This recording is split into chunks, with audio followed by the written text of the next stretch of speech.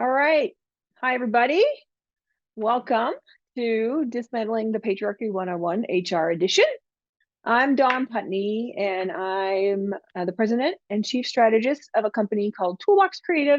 And we are a brand marketing firm who works with technologists, and we love groups like TIPE, and additive manufacturing is one of our areas of focus because we really believe that women and technology will save the planet. So one of the things that a couple of things that our clients have been asking for of us a lot lately is branding and materials as they're recruiting. So there's still, despite all the layoffs happening in technology, there's still a real need for top level talent at a lot of the organizations we're working with, and it's tough to recruit, especially with a group like Type, where you're talking to primarily women. It's like, how do you recruit more women into organizations that can be really traditionally seen as primarily masculine or male? So we're really helping them do a lot of work on what does that look like, and what does your employer brand look like, right? And how can we help you make it even better? So this was a really pretty fascinating stat that I dug up, which is when you're talking to job seekers, they are making decisions based on this criteria. I think this came, from The Guardian. So location, not a big surprise, is first and foremost their decision making. And second to that is the opportunity for development and advancement in careers. But third is the image of the employer, right? So I think that's a pretty critical piece that a lot of times maybe gets overlooked when you're thinking about how you're going to speak to potential candidates and what that looks like. So with that in mind, we really are going to focus on what that employer branding is. So this, I don't know where this definition came from, Wikipedia or something, right? But the package of functional and economical and psychological benefits provided by an employer and identified with the employee organization. Boring, boring, boring. That's the tricky part, right? Is that employer branding expresses that identity of an organization, but when's the last time you were emotionally moved by corporate speak or something that's been approved by legal, right? So that's where it gets tricky, is that it really is often presented in a very corporate manner when we're really thinking about it from human-centered design and what that looks like. So, and for us, what that means is that brand is your culture. People are, based on what we're seeing in all the research, people are looking for meaning in their work, especially if you're looking to hire millennials. That's a big thing that we're hearing over and over and over again, is people want to make a difference. Now, the good news is in additive manufacturing, we can actually do that, right? I think that's part of the magic of a new technology, or it's not even that new a technology, but what's next in manufacturing is, how are the folks who are working in additive manufacturing going to leave the world better than they found it? And they actually have an opportunity to do that. So that's pretty cool. But if your brand and your culture isn't reflected in your employer brand, you're not going to get that information out there. So the good news is there's tons of research out there. HR is big, big business. And there's a lot of academic studies and surveys that have really gone out and asked employees what it is they're looking for in an employer, and what is that desirability. That's a word you see a lot if you start doing this research. So the top 5 there, again, are kind of the best work environment. Obviously, location falls into that. What's your opportunity for growth, right? What's going to happen at the company once you do sign on? What are you getting paid? No big surprise there either. Flexibility is huge, especially when you're talking about recruiting women. It's big for everybody, but now more than ever, women are looking for that flexibility. So that may be a hybrid workplace, right? You work from home part of the time, you work on location part of the time. Everybody defines flexibility a little differently, but at least talking about flexibility in your employer brand is an important piece of that. And then again, that cultural and social responsibility. If you're at this TIPE conference, you're probably already part of this world that's looking at employing women in traditionally masculine roles. So we're going to explore that a little bit more too. So the other way that we look at that is really a people first approach, right? So what does that mean? Put this out of there. Much as I would love to not use Microsoft as an example, especially considering that they just had a big layoff, they really have done a good job over the years of thinking about people first instead of the jobs you're trying to fill first. So this example here from Microsoft's career page. I'm not sure if it looks like this anymore, but originally, they're not posting job names on the top of their career page. They are asking the potential candidates a question like, well, do what you love, right? What do you want to do? What is the future you want to create?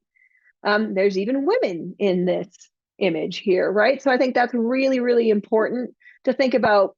What's the first impression when people either get to your website, or more importantly, that careers page on your website, and what does that look like? So you'll get to inclusive job descriptions, but first impression, you have, what is it, a second and a half to get somebody's attention when they land on a web page now. So thinking about how you can do that in a way that's really compelling. I even like that they break this down by careers overall, but where you are in your current level of jobs, right? For professionals, students, and graduates. And then they have a whole section about life at Microsoft, which is really, really pretty compelling. Pretty cool stuff. Whoops. So when we talk about those inclusive job descriptions, we're talking about language. Words really, really, really matter.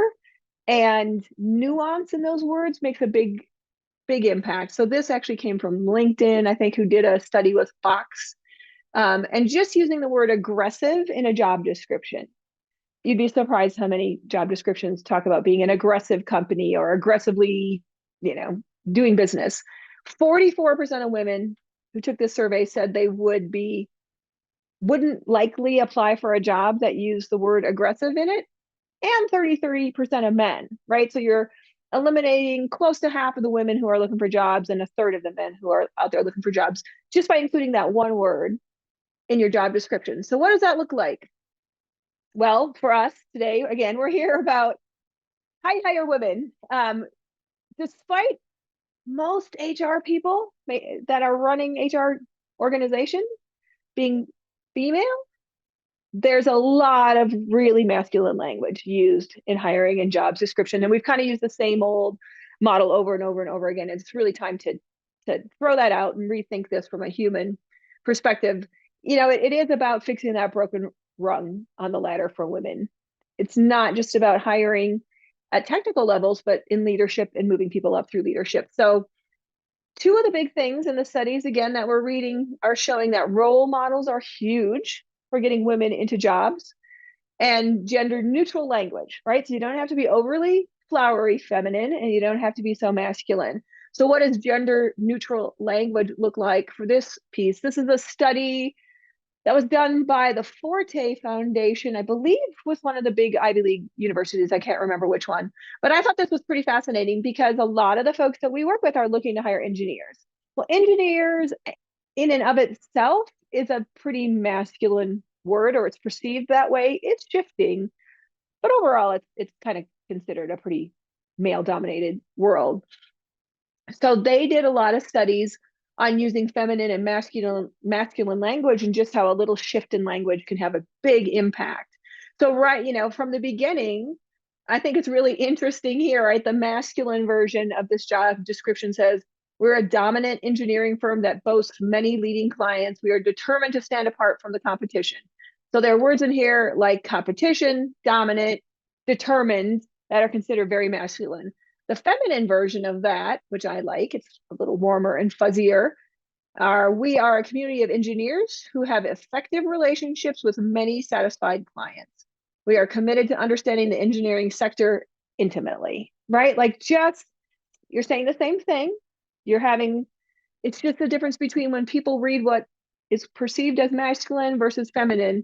The other really great piece of this study, that the takeaway that I loved, was that while women will be turned off by masculine language, men are not turned off by the neutral or more feminine language, right? So you don't have to worry about moving too far away from masculine, because really, as long as you stay neutral and think about it from the perspective of kind of a more holistic approach, you're not going to turn off male candidates either. So that's pretty interesting to me. Also, other words in here, right? Like proficient oral and written communication skills versus strong. And right, it's just like, oh my gosh, this little tweak that have a huge, huge impact on this. And not everything has to change, right? Creating quality engineering designs is just what it is, right? That's already neutral. But even thinking about the other thing that I read in this study that was fascinating is a lot of times in a job description, it's going to ask for a number of years of experience. And really, to be more neutral there, folks are moving away from that because one, it can either be ageist, because what if your job listing says 2 to 7 years of experience, but you're a candidate that has 25 years of experience, can you apply for that same role, right? So that's actually starting to be eliminated from job descriptions a little bit more. So there's all kinds of cool tips and tricks out there when you want to find this. And if you download this presentation, I've got all the links to the resources that I use in the speaker notes as well. So, right, what are those words? Here's one I'm really guilty of. Guys.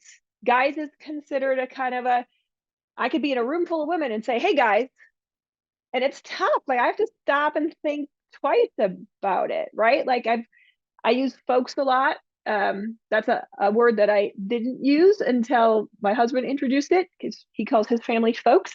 And I'm like, folks is pretty neutral. That's a good one. That could be a little bit of everybody. So just thinking about, like even the word chairman, a lot of times you'll see an administrative assistant job, which smacks female, and they work for the chairman. I immediately picture a woman working for a man when I hear a job description like that. So really thinking through what you can do to eliminate like workmanship, right? Like, oh my gosh, what are you going to replace workmanship with?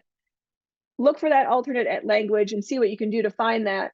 This same study from the Forte Foundation actually has a whole list of masculine and feminine words and how you can think about those. These are not one-to-one swap outs. It's really just a list of words. But, it's interesting to see words, and again, it's like that asterisk is like any version of that word. So whether it's hyphenated or what that looks like. But, even some of these were really surprising to me. So when I look at words like courage, that doesn't feel masculine to me, but in the testing that they've done, they have seen where some of these fall a little bit more on the masculine side versus the feminine side. Last time I did this presentation, somebody asked me then, okay, if I know I'm going to be interviewing with a man, should I skew my resume or my cover letter male? And again, I wouldn't take that chance, right? I would look at neutral because you never know who's going to be looking at that cover letter or that resume in the long run. So really thinking about what you can use in that language that's really going to kind of keep things a little less slanted one way or the other. Okay, so how do you do that? We're actually big believers in implementing a master plan for, what's that master culture plan? What does that look like? This doesn't happen on accident, and it needs to be done with intent because the way we've been doing it for beyond decades, right, is pretty skewed to male and masculine. So what does that look like? You've really got to work with your company to put together a plan. So thinking about how you're presented in the world, what people are going to see when they get to your website, better yet, to your careers website. Why is it worth it? Right? It's a lot of effort. Is it worth that effort? Absolutely 100% worth the effort. Because what we're seeing is, again, in the research that's out there, is that when you've got a really good, reputable employer brand, you are going to recruit better candidates. You can reduce hiring and marketing costs, which is pretty fascinating, right? Like you can bring your costs down just by putting a little bit of this effort up front and then improving the productivity, right? HR is big work and it takes a lot to get people in the door. It's also, to me, it's like as much as you see, Indeed does a lot of advertising out there and people often will start with Indeed or in LinkedIn looking for a job.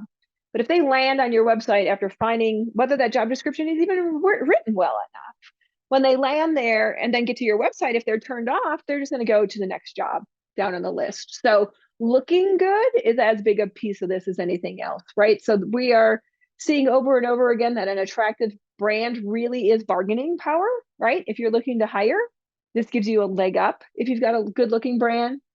And again, hiring brand, employer brand, but overall brand is a big piece of that. The fact that people want to be associated with your brand is a big part of what's going on as well. And again, you see that word desirability over and over and over again. So what we love about this is that design and brand matters, and it matters a lot. This was a website we stumbled across when we were working on a campaign for one of our clients. This is not our client.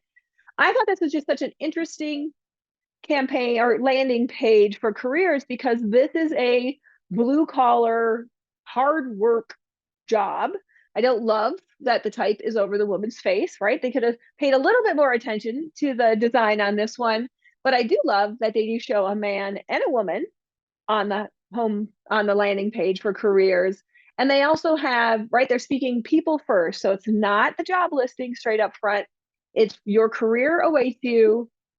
And of course, this group has the benefit of being one of the best places to work in Pennsylvania. So that's a huge thing to put on their website. But also just walking through that and seeing, that your career opportunities are, right? They're not talking about jobs, they're talking about careers. This is the other one. I just absolutely love this. We have such a short attention span with everybody in the world right now. So a lot of times, if you're looking at one of the standard services that big HR companies use to list jobs, you're going to see a menu over on the left that you got to pick your state and hopefully pick the right region and figure all that out. The fact that they've made it so simple that you can first search for a job by the state just by clicking on a big picture of your state is awesome. I also like that they made North Carolina almost as big as Texas because that's pretty awesome. I think Pennsylvania is too. But you drill down on this website and you can also search by region.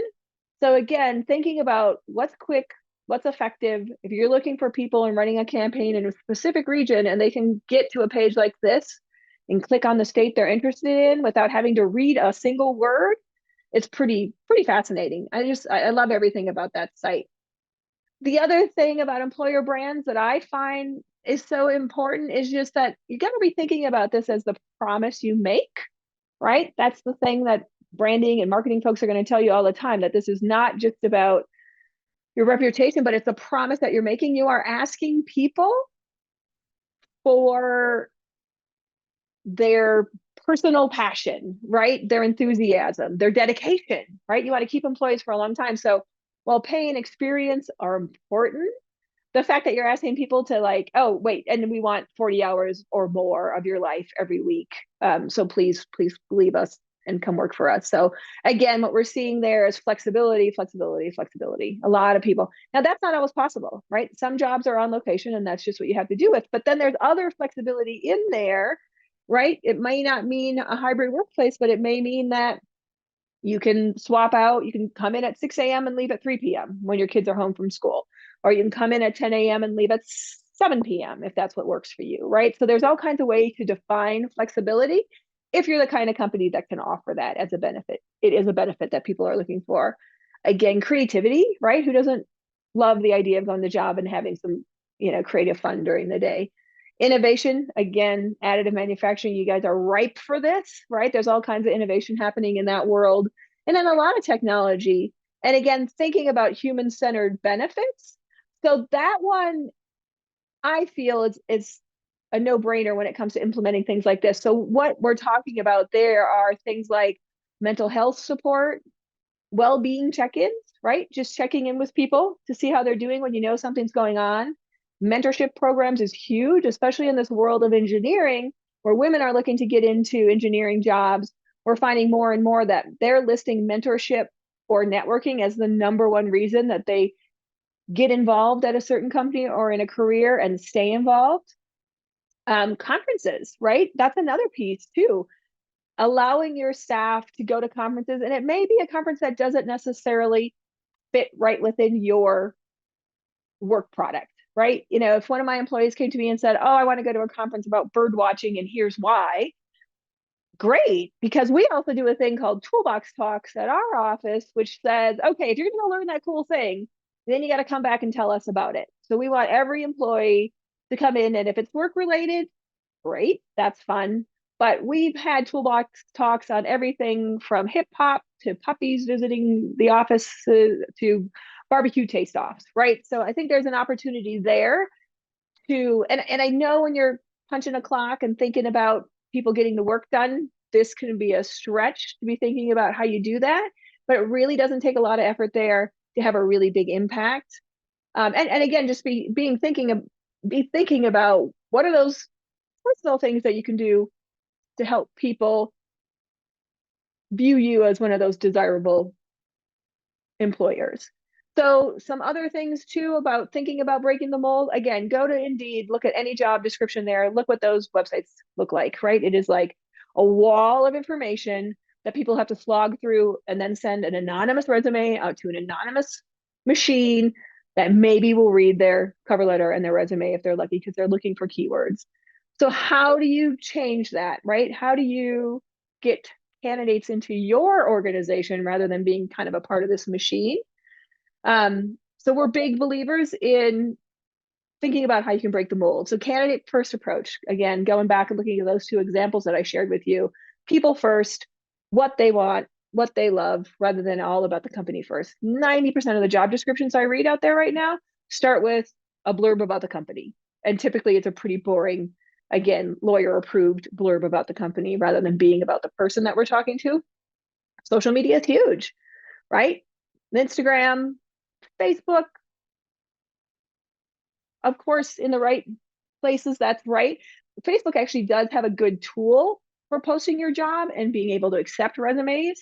And you can do a custom job description there too. So even though Facebook has its challenges right now, it is a great place to post your job postings and accept resumes. Um, TikTok, people are they are looking for employees on TikTok, or they're doing cool, here's what our company's all about stuff on TikTok to try to get people back to their careers page, sharing what's happening behind the scenes, right? That's another big cool thing about social media is you don't have to always be talking about the day-to-day work, but what's going on behind the scenes at that work. Show women, that's another big thing is showing the female leadership, getting testimonials from them, showing people that look like the folks you want to attract to your business is a big piece of this as well. And then looking for your current employees, right? What can they do to help support your efforts online and talk about all this good stuff online? This is a great tool too. Again, the link is in this download. It's already, look, 7 years old, but there's great information in here. I think there's also a lot of implicit and explicit bias going on in the workplace. And when that is really obvious on a website, when you get there, it shuts people down right away. So there's some really cool tips and tricks on that document that I love, right? Oops, let me go back. I didn't mean to go to their website. Well, go to their website. It's a great place to go. All right. So there's some great tools and tips and tricks in this document if you want to download this PowerPoint or this presentation. But I think it's really a great thing to be thinking about, asking where the diverse talent is and going and looking for it, right? A lot of times we'll hear, well, we put a job posting out there and we only found only 2 women applied. There's events that are focused on women hiring, like TIPE's recruitment, or whatever they call it, their hiring campaign or their recruitment day tomorrow. So look for candidates where you can find them, right? And that's, again, where social media is a really great opportunity to do that. And all right, so here's another one that we do. We're big believers in thinking about that brand culture. So around our office, our Monday morning meetings, we have a big long meeting every Monday that goes through our production schedule and what we're going to do that week and what the plan is. But we always start with, hey, how was your weekend? What did you do? We used to do these meetings and only talk business, and they were the worst possible hour of the week. So we really shifted to thinking about that human-centered approach, making sure that we're all connecting on a human level before talking about work stuff. And one of the ways we do that is we all have this cute little planner that will allow us to think about what it is your top 5 things of the day. I know efficiency experts say you can't have more than 5. I usually have 10 on this list, so I don't buy it, but the goal is for 5. And then we do the rosebud thorn exercise, right? What was the highlight of your week last week when it comes to work? We actually added a 4th in there from talking about what was the best thing that happened in your work week last week, what has the most potential with that bud, and then what kind of sucked, right? What was the thorn? But then we also add a personal piece onto that, right? Because we're talking about what's happening in our lives. It's not always about work. So we love looking at this from the personal perspective as well. It just gives people a little bit of information about what it's like to work with you. And it even gives you an opportunity to share some of those stories, right? I think that's the other piece of this is like when you're thinking about your employer brand, you've got an opportunity to talk to folks and attract people in a way that's very unique and a little different than everything else out there. So if you'd like to know more about this, like I said, there's tons of resources in this document. So feel free, go ahead and grab it. You can either go to bit.ly toolbox TBX for toolbox type recruit, or just snap that QR code and it'll get you to this document and you'll have all kinds of information in there. So thank you everybody for showing up today. Thanks for your attention, and let me know if you have any questions.